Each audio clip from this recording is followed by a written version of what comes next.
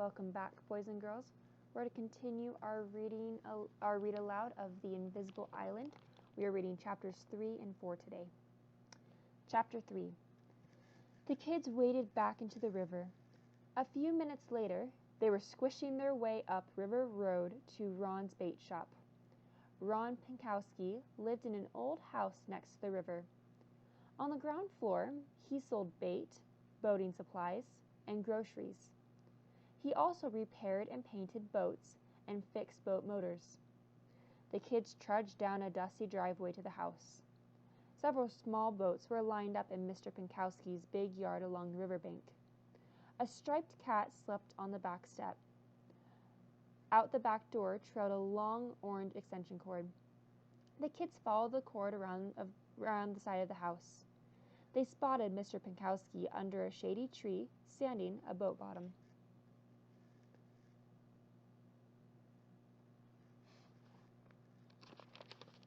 "Hi, Mr. P," Dink said. Ron Pinkowski switched off the electric sander. He was tall and sandy-haired and sported a curly beard and droopy mustache. "Well, hi, kids. What are you up to today?" he asked, smiling. Ruth Rose pulled the $100 bill out of her pocket. "I just found this on Squaw Island," she said. "Goodness," Ron said. "Aren't you a lucky gal?" "We saw some marks in the sand from a boat," Dink said. "And some footprints, too," Josh added. "Really big ones." "We think whoever was out there might have lost the money," Ruth Rose said.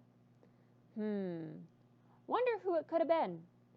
Ron leaned against the boat and tugged on his beard. "Not many folks go out there. The poison ivy grows something fierce in all the sand." "Yeah, and I think I walked right through some," Josh said, scratching his leg. Ron smiled. "All I have to do is look at the stuff, and I swell up like a balloon," he said. "Could we leave a note here about the money?" Ruth Rose asked. "Good idea, Ruth Rose. I'll stick it up near my bait takes." The kids followed Ron into his bait shop, where he handed Ruth Rose a pencil and a pad. She thought for a minute, then wrote, "If you lost money on Squaw Island, call 555-9916. "Shouldn't you say how much you found?" Josh added. Ruth Rose shook her head. "If I write the amount, anyone could call and claim it, even if they didn't lose it." Ron tacked Ruth Rose's note to a small bulletin board. "Lots of people will see it here," he said. "Thanks, Mr. P," Ruth Rose said. "I hope whoever lost the money sees the note." Ron grinned. "Wish it was me." The kids all laughed. They said goodbye and headed for Duck Walk Way. "So what are you going to do with the money?" Josh asked Ruth Rose. "I'll be glad to hold on to it for you." Ruth Rose shook her head. "Nope. I'm giving it to Officer Fallon. It'll be safe at the police station." Josh scratched his arm. "Let's stop at Ellie's on the way. Maybe an ice cream cone will help me forget about this lousy poison ivy." The kids crossed the elementary school's wide lawn and hiked down Main Street. As they opened the door to Ellie's diner, cool air washed over them. After they ordered cones, Ruth Rose asked Ellie if she knew anyone who had lost money on Squaw Island. "Someone with really huge feet," Dink added. Ellie shook her head. "Hun, I don't even know anyone who goes out there. I hear it's covered with poison ivy." She noticed Josh scratching. "Looks like someone is covered with the stuff." The kids thanked Ellie and left. They worked on their cones on the way to the police station. "I can't believe we're just going to give away $100, Josh said. "If I get a reward," Ruth Rose said, "I'll split it with you guys." Josh grinned. "Now you're talking." They found Officer Fallon sitting at his desk. He was watching his computer screen and sipping a glass of lemonade. "Howdy," he said as the kids trooped in. "What can I do for you?" "Look at this," Ruth Rose said. She placed the $100 bill on his desk. Officer Fallon picked up the bill and examined it. "Where'd this come from?" he asked. "Ruth Rose found it on Squaw Island," Josh told him. We were out there having a picnic, and it was in the sand." "I'm trying to find out who lost it," Ruth Rose said. "Mr. Pinkowski let me put a note on his bulletin board. I left my phone number." "This bill could have been lost a long time ago," Officer Fallon said. "Not many folks go to Squaw Island."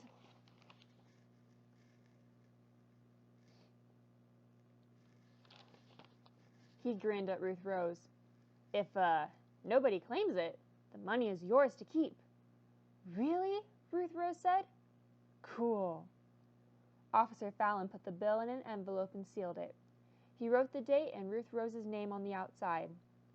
I'll put this in our safe," he said. "If it's still in here in 30 days, I'll let you know." The kids thanked Officer Fallon and left. "Gee, Ruth Rose," Josh said as they waited for the light on Main Street, "will you split the 100 3 ways if you get to keep it?" "I might," she said, "if you're extra nice to me." "I'm always nice to you." Dink whispered something in Ruth Rose's ear. "Okay, prove you're nice," she told Josh. "Come over tomorrow and mow my lawn." Josh laughed. "I have a better idea. Let's go back to the island and look for more money." "Josh, we already did, and there wasn't any," Dink said. "But we never found out where the footprints ended," Josh argued. "I'll bet if we do, we'll find buried treasure." "What about the poison ivy?" Ruth Rose reminded him. Josh scratched his neck. "So what's a little poison ivy?" he said. "I'm going back to Squaw Island tomorrow, and I'm bringing a shovel." He grinned at his friends. "You coming with me? Or do I get to keep all the treasure to myself?" Chapter 4. Dink yawned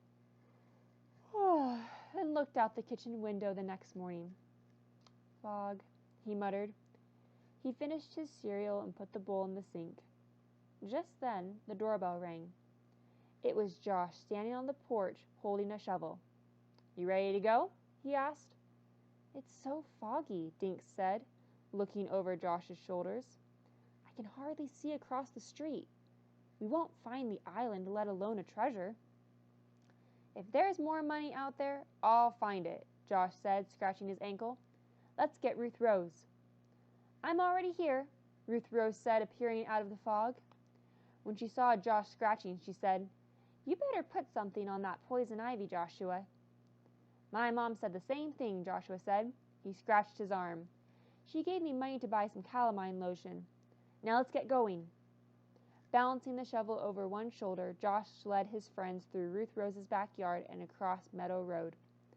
The tall, dewy grass on the other side soaked their sneakers and legs.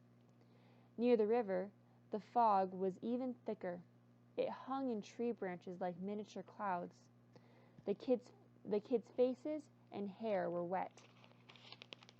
"I can't even see the river," Dink muttered. "It's right here," Josh said, splashing the water with his shovel. "Yeah, but where's the island?" Ruth Rose asked. The kids gazed out to where they thought Squaw Island should be. All they could see was more fog. One patch looked a little darker than the rest. "That must be it," Josh said, stepping into the water. "Come on, guys. I can almost smell the money." "Like a hound dog," Dink muttered. The river was quiet. No birds sang. The kids' legs splashing through the water was the only sound.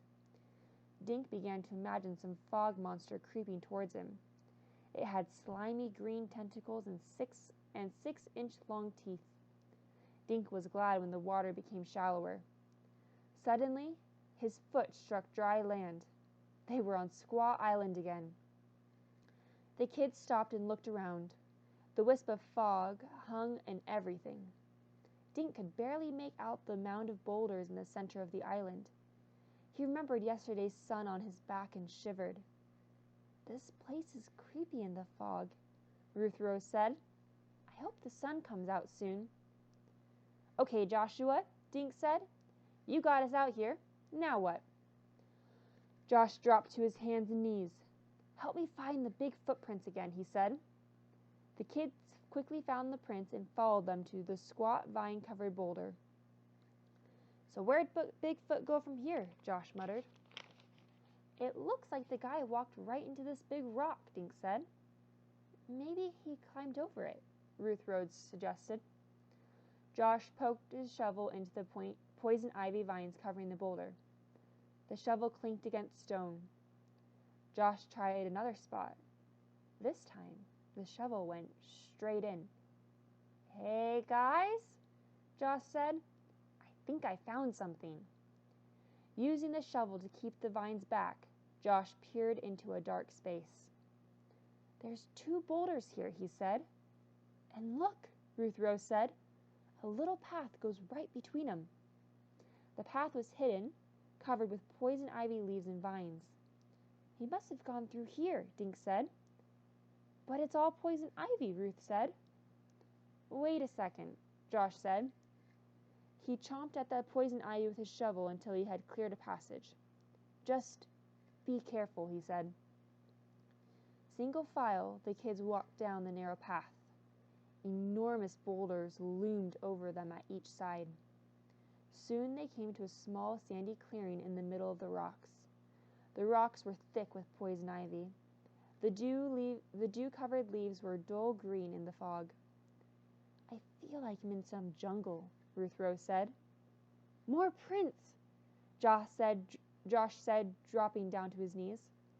Dink got down next to Josh. They look like they're from the same guy, Dink said, but there's so many. And they walk all over each other. Now what, Josh? Ruth Rose asked. Now, we search for treasure, Josh said. We'll take turns and dig all over this place. They began digging hole after hole. Ruth Rose found a rusty nail, but no treasure. Soon the kids were sweaty and covered with sand. Josh started filling the holes back in so no one would step in them. Dink flopped down against one of the boulders. Watch out! Ruth Rose yelled. Dink jumped away from the rock. Something was sticking him through his shirt. Ouch! What's poking me? He asked.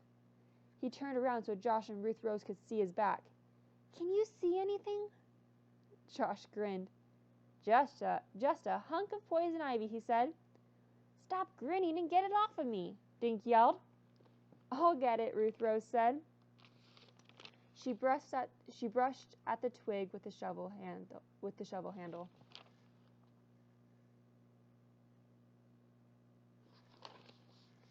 Is it gone? Dink asked, trying to see over his shoulder. This is amazing, Ruth Rose said. Look, Josh. I don't believe it, Josh said. What's amazing? Dink cried. What are you guys doing back there? He was already feeling itchy. This poison ivy is fake, Ruth Rose said. Huh? Dink turned around. Ruth Rose handed him a green spring. The leaves were plastic and the stem was made of brown wire. I don't get it, Dink said. Why would anyone... This is too weird, Josh said. He placed the shovel blade between the boulder and the fake poison ivy. Then he twisted the shovel and pried off a section of the vine. It came away from the face of the boulder in a sheet and fell flat to the ground. The whole rock is covered with plastic poison ivy, Ruth Rose said, tied to a wooden frame. Forget that, Josh said. Look what was under this stuff. The boulder wasn't a boulder at all.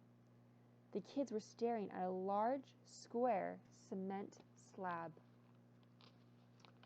Well, boys and girls, that is the end of chapters 3 and 4. We will continue chapters 5 and 6 next time.